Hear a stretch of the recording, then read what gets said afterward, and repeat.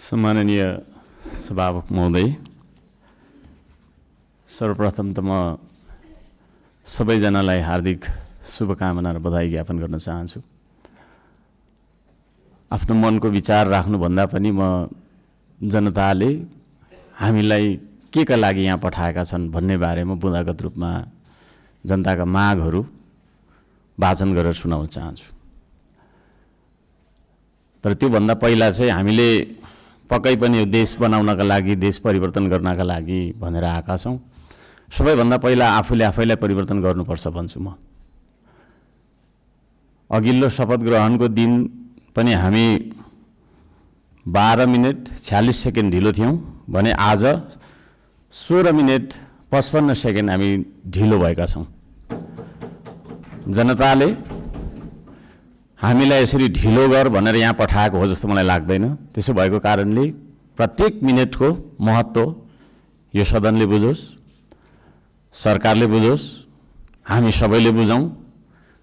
नेपाली हो, नेपाली समय हो, 2 बजीको बैठक 3 बजी जाँदा पनि हुन्छ, 4 बजी जाँदा पनि हुन्छ, जे गर्दा पनि नेपाल हो, नेपाली हो भन्ने खालको जुन भाष्य हामीले मनमा लिएर बसेका छौँ, यही सबैभन्दा मुख्य कारण हो हामीले उन्नति गर्न नसक्नुको। त्यसो भएको कारणले गर्दाखेरि सभामुख महोदय मार्फत म सम्पूर्ण सदन, सरकार सबैलाई ध्यान आकर्षण गराउन चाहन्छु। आउँदा दिनमा हामी बैठक सुरु हुनुभन्दा थोरैमा पनि 5 मिनट अगाडि उपस्थित हुनुपर्छ। म यो माग राख्न चाहन्छु। हामी विभेदको अन्त्य गर्छौँ भनेर यहाँ भनिरहेका छौँ।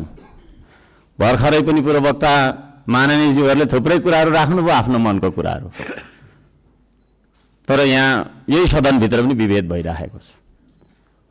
सत्ता पक्षले 30 मिनट बोल्दा पनि हुने, 40 मिनट बोल्दा पनि हुने, प्रतिपक्षले अलि सानोले होइन 3 मिनटमा सकिहाल्नुपर्ने, 2 मिनटमा सक्नुपर्ने।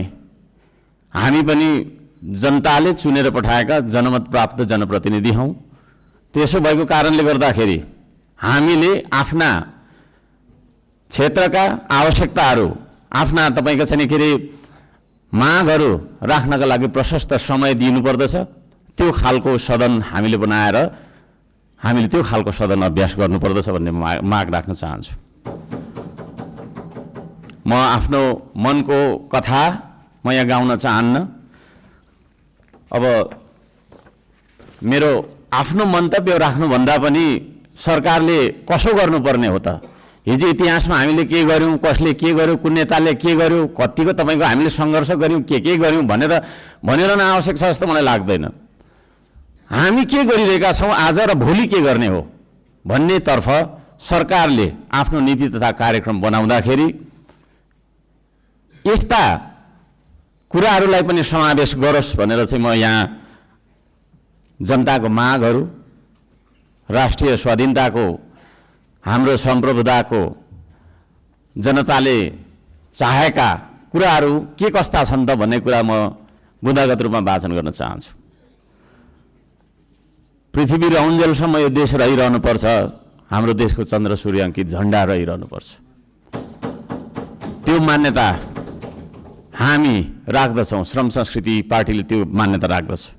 त्यसो भएको कारणले गर्दाखेरि देशको स्वाधीनता, भू राजनैतिक सन्तुलन र असंलग्न परराष्ट्र नीतिलाई बचाइराख्न सैन्य रणनीति उद्देश्यका साथ सुरु गरिएको असमान राष्ट्रघाती व्यापारिक सन्धि सम्झौता एमसीसीलाई खारेज गर्नुपर्दछ भनेर म माग गर्न चाहन्छु। 2 नम्बरमा सीमावर्ती क्षेत्रमा छिमेकी मुलुकहरूले गरिरहेको गतिविधिलाई सक्रिय रूपमा नेपाल सरकारले निगरानी राख्नुपर्दछ र संयुक्त राष्ट्र सङ्घ लगायतका निकायहरूमा गएर हाम्रो देशका 4 किल्ला कति हो त हाम्रो भूगोल भन्ने सिमाना यकिन गरेर सिमानाको रक्षार्थ नेपाली सेनालाई खटाउनु पर्दछ भन्ने म माग राख्न चाहन्छु। नेपाली जनताले यो माग राखेको कुरा म जानकारी गराउन चाहन्छु। जनताले सोझै चुन्न पाउने प्रत्यक्ष कार्यकारीको चुनाव गर्नेतर्फ सरकारको नीति तथा कार्यक्रम अगाडि बढोस्। यदि सरकारले 2/3 नजिकको सरकारले त्यो कुरा अगाडि सार्छ भने त्यसमा हामी सबैले सहयोग गर्नुपर्दछ।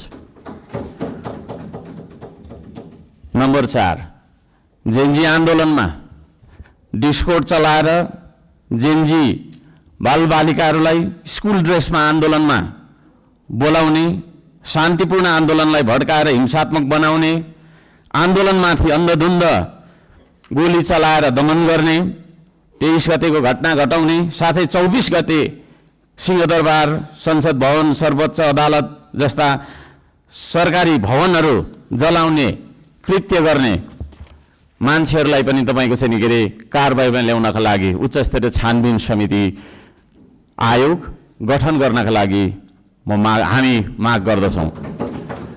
5 नम्बर, सम्पत्ति छानबिन तथा शुद्धिकरण अभियान सुरु गर्नुपर्दछ। सबैभन्दा पहिला अहिले सरकारमा रहेका मन्त्री परिषदका सम्पूर्ण मन्त्रीहरू, सांसदहरू, हामी सबैजना सबैको तपाईँको चाहिँ के अरे हाम्रो सम्पत्ति छानबिन हुनुपर्दछ। हामीबाट सुरु गर्नुपर्दछ त्यो चिज, किनभने हामी नियम कानुन बनाउने भने हामीबाटै त्यो कुरा लागू भएर जानुपर्दछ।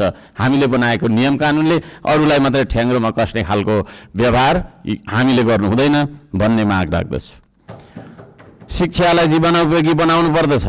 उत्पादन, निर्माण र आविष्कारसँग जोड्नु पर्दछ शिक्षालाई। शिक्षा भन्ने बित्तिकै कथा पढ्ने विषयवस्तु होइन, त्यो भन्ने बित्तिकै उत्पादन, निर्माण र आविष्कारसँग जोडिनु पर्दछ भन्ने हाम्रो माग हो। त्यसतर्फ सरकारले ध्यान दियोस्। हप्तामा 3 दिन मात्रै थ्योरी पढ्दाखेरि हुन्छ, 4 दिन विद्यार्थीले उत्पादन, निर्माण र आविष्कारसँग जोडेर क्रियाकलापहरू गर्न सक्नुपर्दछ। त्यो खालको जीवनोपयोगी शिक्षा लागू गरिनुपर्दछ भन्ने हामी माग राख्दछौँ। 7 नम्बरमा, खेतीबारीको समस्या हल नगरी देशको आर्थिक समस्या हामीले सुल्झाउन सक्दैनौँ, आर्थिक उन्नति हुन सक्दैन। त्यसो भएको कारणले कृषिमा देखिएका समस्याहरू पहिचान गर्ने र समस्या हल गर्ने सबै खालका तपाईँको प्राविधिक उपायहरू अपनाउने काम गरिनुपर्दछ भन्ने ध्यान आकर्षण गराउन चाहन्छु। नम्बर 8मा, कम्तीमा एक पालिकामा एउटा उद्योग हुनुपर्दछ, एक परिवारमा एकजना रोजगार हुनुपर्दछ। त्यो खालको नीति हामीले अपनाउनु पर्दछ। बन्द गरिएका उद्योगहरूलाई पुनः सञ्चालन गर्ने साथै नयाँ उद्योगहरूको स्थापना गर्ने नीति तथा कार्यक्रम सरकारले ल्याउनु पर्दछ भन्ने ध्यान आकर्षण गर्न चाहन्छु। 9 नम्बरमा, जनताको सेवा सुविधा, विकास र समृद्धिमा सार्वजनिक हितका लागि प्राकृतिक स्रोत साधन ढुङ्गा, गिटी, माटो, खोला, नाला, खानी, खनिज, वन जङ्गल जस्ता स्रोत साधनका सदुपयोग गर्न पाउने गरी सहज किसिमको चाहिँ नियम कानुन बनाउनु पर्दछ। कहीँ कतै हामी हुन्छ म सक्छु अब र यी सम्पूर्ण स्रोत साधनलाई परिचालन गरेर चाहिँ हाम्रो देशलाई समृद्ध बनाउनतर्फ हामीले ध्यान दिनुपर्दछ भनेर भन्न चाहन्छु। म यहाँ शुभकामना मात्रै दिनुभन्दा सरकारको नीति तथा कार्यक्रमको कुन दिशामा जानुपर्दछ भन्ने एउटा सल्लाह सुझाव र प्रस्ताव प्रस्तुत गर्न चाहन्छु। प्राकृतिक संरक्षण गर्नुपर्दछ, संस्कृतिको प्रवर्धन गर्ने र प्रवृत्तिको विकास गर्ने नीति सरकारले लियोस्। सुशासनका निम्ति भ्रष्टाचार तपाईँको चाहिँ अन्त्य गर्ने, निष्पक्ष, मितव्ययी, पारदर्शी, जवाफदेही, दूरदर्शी, परिपक्व र दीर्घकालीन कामहरू गर्नेतर्फ सरकार अगाडि बढ्नुपर्दछ। देशभरि शान्ति सुव्यवस्था कायम गर्नका लागि आवश्यक उपायहरू अपनाउन जरुरी छ। खाने पानी, स्वास्थ्य, शिक्षा, सडक, बिजुली बत्ती जस्ता आधारभूत आवश्यकताहरू परिपूर्ति गर्नतर्फ हाम्रो ध्यान जानुपर्दछ। राम्रोसँग अध्ययन नगरी हतार सरकारले ल्याएका कार्यक्रमहरू लागू गर्नु हुँदैन। कुनै निर्णय गर्नु अघि तपाईँको प्रतिपक्षी दलहरूसँग सल्लाह गरेर सबै पक्षको उचित सल्लाह लिएर चाहिँ सरकार अघि बढे। निर्णय गर्दै पछि हट्नुपर्ने नियतिबाट होइन सरकार बच्न सक्दछ। अहिले भर्खरै वृद्ध भत्ता, विद्यार्थी सङ्गठन, ब्रिज कोर्स जस्ता सम्बन्धमा निर्णयहरू जुन गरिएको छ यसलाई पुनर्विचार गरियोस् भन्न म चाहन्छु। वृद्ध भत्ताको समयको मापदण्डलाई जुन फेरबदल गर्ने भन्ने कुराहरू आएको छ कार्यसूचीमा, त्यस्ता कुराहरूमा सरकारले ध्यान दिएर मात्रै अगाडि बढ्दाखेरि राम्रो हुन्छ भन्ने माग राख्दछु। सुकुम्बासी भन्दै नागरिकको बासको अधिकारलाई खोज्दै डोजर चलाउने, राज्य आतङ्क फैलाउने चलनको अन्त्य गरियोस्। म त्यो भन्न चाहन्छु। जनताको घर टहरा भत्काउनु हुँदैन। विस्थापन होइन, व्यवस्थापनको नीति सरकारले लागू गरेर अगाडि बढ्दाखेरि सबैले राम्रो हुनेछ। दशकौँदेखि बस्दै आएका भूमिहीन सुकुम्बासीहरूको स्वामित्व दिने गरी लाल पूर्जाको व्यवस्था गरोस् भनेर पनि म भन्न चाहन्छु। किसान मजदुर सुकुम्बासीका समस्या पहिचान गरी समाधानको पहल गर्ने धनीको मात्रै होइन गरिबको पनि हो यो देश भन्ने खालको आभास हामीलाई हुनुपर्दछ र जनतालाई पनि त्यो आभास भएको हुनुपर्दछ। त्यसतर्फ सरकारले काम गरोस् भन्ने म अनुरोध गर्न चाहन्छु।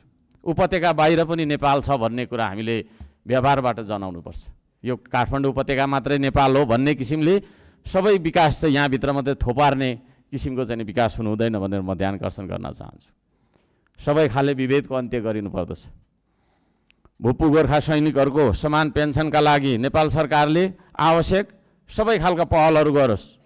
नेपाल सरकारले गरेको सन्धि मार्फत चाहिँ नि गएका भूपू गोर्खाहरूलाई नागरिकता कायम राखेर चाहिँ नि उहाँहरूलाई एउटा नागरिकको दर्जामा राख्ने नियम त्यो खालको चाहिँ नीति हामीले अवलम्बन गर्नुपर्दछ भनेर ध्यान आकर्षण गराउन चाहन्छु।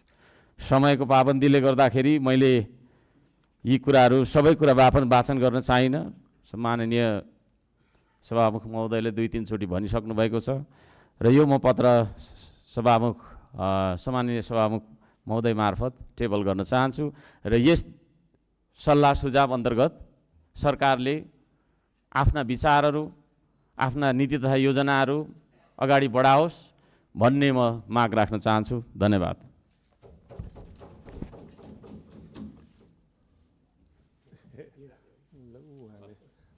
मन्त्री प्रधानमन्त्री